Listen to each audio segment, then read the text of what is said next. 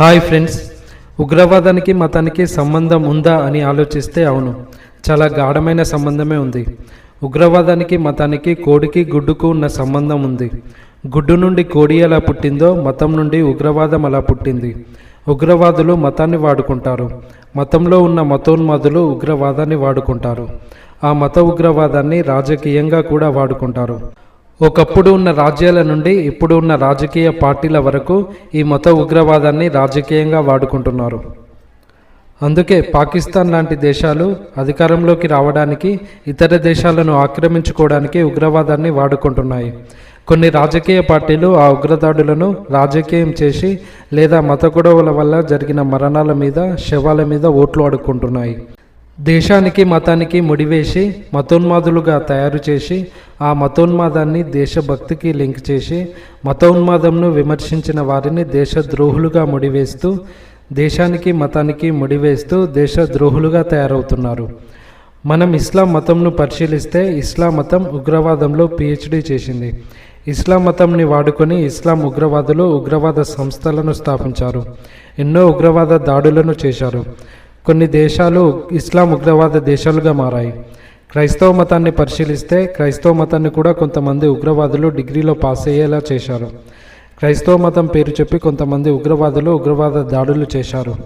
ఇకపోతే హిందూ మతాన్ని పరిశీలిస్తే కొంతమంది మత ఉన్మాదులు హిందూ మతంని ఎలా అయినా సరే ఉగ్రవాదంలో డిగ్రీ పూర్తి చేయడానికి శతవిధాలా ప్రయత్నిస్తున్నారు హిందూ మతోన్మాదులు. హిందూ మతంలో ఉన్న కొంతమంది మతోన్మాద ఉగ్రవాదులకు ఆరాధ్య దేవుడు గాడ్సే. ఇండియా మొట్టమొదటి ఉగ్రవాది గాడ్సే. హిందూ మతాన్ని రక్షించడం కోసం మహాత్మా గాంధీని చంపానని గొప్పగా చెప్పుకున్న గాడ్సే ఈ మతోన్మాదులకు ఇన్స్పిరేషన్. కానీ మన భారతదేశం ఉగ్రవాదానికి వంతపాడే దేశం కాదు కాబట్టి గాడ్సేను ఉరివేసి చంపేసింది. కానీ ఇప్పటికీ చాలామంది మతోన్మాదులు శతవిధాలుగా ప్రయత్నం చేస్తూనే ఉన్నారు మన దేశాన్ని హిందూ మతోన్మాద దేశంగా మార్చడానికి. కానీ భారత రాజ్యాంగం, భారత చట్టాలు ఈ మతోన్మాదుల ముడ్డి మీద తంతూనే ఉంది. వీర రాఘవరెడ్డి అనే మతోన్మాది రామరాజ్యం అని చెప్పి ఒక సంస్థనే స్థాపించాడు.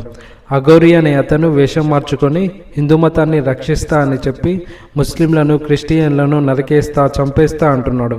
ఇంకా కొంతమంది డ్రామా రచక బిచ్చగాళ్ళు చిప్పపట్టుకొని హిందూ మతం మీద దాడి జరిగింది, హిందూ మతం ప్రమాదంలో పడిపోయింది అని ప్రజల లోపల విషయాన్ని నింపుతూనే ఉన్నారు. గోరక్షణ పేరుతో కొంతమంది దాడులు చేస్తూనే ఉన్నారు.